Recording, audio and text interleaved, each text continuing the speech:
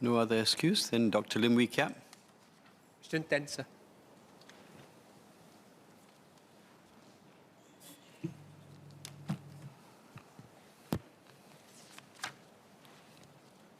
Mr. Deputy Speaker, global developments surrounding low-carbon hydrogen have accelerated significantly in recent years. A growing pipeline of production projects from around the world are being announced.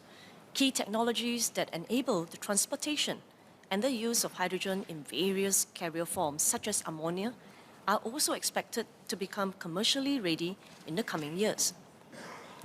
Given the strong momentum, low-carbon hydrogen is showing increasing potential to be a broad-based decarbonization pathway for Singapore, especially for our power sector. Nonetheless, there still remain uncertainties in its technological as well as supply chain development, and we will take a phased approach towards its adoption, including pacing the significant investments in public infrastructure accordingly.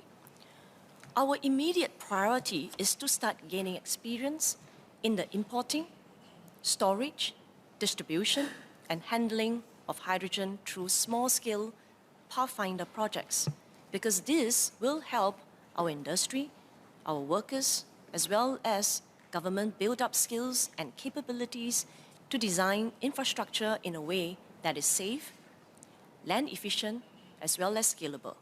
The projects will also allow us to co-create solutions with the industry and develop rules and regulations to enable hydrogen supply chains in Singapore. To enable widespread deployment of hydrogen in Singapore, new infrastructure or the retrofitting of existing infrastructure will be required. Such infrastructure will likely include import terminals that can unload hydrogen, large storage facilities, and a distribution network to get the hydrogen to its end-use sites. And in developing the long-term infrastructure development roadmap, we will need to strike a very careful balance between the pace of the rollout to enable decarbonization and the cost. To that end, we will take into consideration a range of factors, including the pace of technological and supply chain development of low-carbon hydrogen and the relative attractiveness of hydrogen vis-a-vis other low-carbon alternatives. We will also identify synergies for hydrogen adoption across different sectors and applications to create greater economies of scale and to derive savings. Besides domestic infrastructure, we also need to establish regional as well as global low-carbon hydrogen supply chains so that we can import the hydrogen that we need.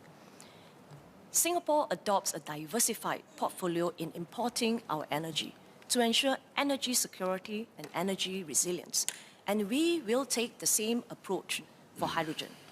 Where we import from and in what quantities will depend on a few factors, such as availability of exports, costs, and the need for diversification in the sources. We are working closely with our international partners to enable these supply chains. Singapore has signed several MOUs with countries that have made significant strides in their hydrogen efforts. Together, we will collaborate on areas such as advancing interoperable and mutually recognized guarantees of origin certifications for low-carbon hydrogen, facilitating the physical movement of hydrogen across the borders, and joint R&D efforts to overcome technological challenges. Dr. Lim Wee Kiap. Sir, let me thank the MOS for the reply. The government recently has also announced that hydrogen could supply up to half of our power needs by 2050. Can the MPI now share more on how can this be achieved, and what is Singapore's target for the adoption of low-carbon hydrogen? How much hydrogen is Singapore expected to import in 2050? And to meet this net zero goal by 2050, how soon and how fast can we expect to scale up hydrogen adoption, especially green hydrogen? Thanks. MOS Low Yen Ling. I want to thank the member, Dr. Lim Wee Kiat, for his supplementary questions. Hydrogen will form an important part of our nation's long-term low-emission development strategy and the effort to fight climate change, a topic that we spent 4 hours talking about, and debating during yesterday's sitting. And in our strategy for the use of hydrogen, we envision, like what Dr. Lee mentioned, that this fuel, hydrogen, has the potential to contribute up to 50% of Singapore's power mix by the year 2050, if technological advancement materialize. Now, however, like I shared earlier, there still remains some uncertainties in 2 areas: the technological development as well as the supply chain. Supply chain development is critical because it involves transportation, storage. So we will certainly take a very, very phased approach towards the adoption, bearing in mind the cost, not just the cost of transporting, storing, and also distributing, and including pacing the significant investment in our public infrastructure. And therefore, we have yet to set the targets for the adoption of low-carbon hydrogen at this juncture. But for the time being, we will focus on taking very concrete steps, near term, to build up our skills, to build up our capabilities, as well as our experience in 4 key areas: importing of the hydrogen, storage, distribution, and the handling of the hydrogen, safe handling.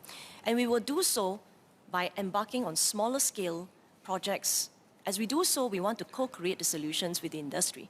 And as we do so, we want to develop rules and regulations to enable that supply chain, that hydrogen supply chain in Singapore. Then, as we embark on all these small-scale projects, this will really allow us to really skill up our workers, as well as the industries, and also the public service officers in the government, to build up our capabilities in this important area. And as we do so, it will help us to design the infrastructure that has 3 very important attributes. We need infrastructure that's safe, that is land efficient for the storage of the hydrogen, and also scalable. So in developing our long-term infrastructure development plan for hydrogen, we are very, very mindful to keep our eyes and ears on the development globally. What are the emerging technology in this area that is cost-effective and safe, and to strike a very careful balance between the speed of the rollout as well as the cost.